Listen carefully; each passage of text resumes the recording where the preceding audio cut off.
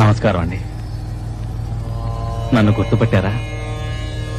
15 ఏళ్లకు ముందు కాశీలో మీరు ఆశీర్వదించారు. తర్వాతే గొప్పవాణ్ణి అయ్యాను. తమరిక్కడున్నారని విన్నాను. ఓసారి చూసిపోదామని వచ్చాను. ఈ కానుక స్వీకరించండి. ఏమిటిది?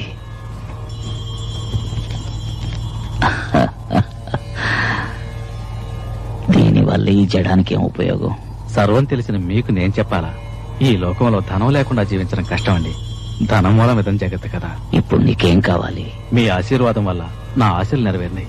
కానీ జీవితంలో నాకు మనశ్శాంతి లేదు.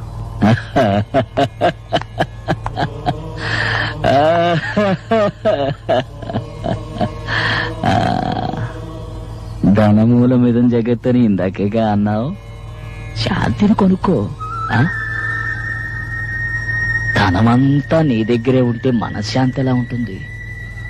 ఏదో నీకు కావలసినంత ఉంచుకుని మిగిలింది దానం చేస్తే మనశ్శాంతి దక్కుతుంది. డబ్బు దోచుకునేవాడికి ఎప్పుడూ మనశ్శాంతి ఉండదు. పుణ్యం దాచుకునేవాడికి ఎప్పుడూ తోడుగా ఉంటుంది.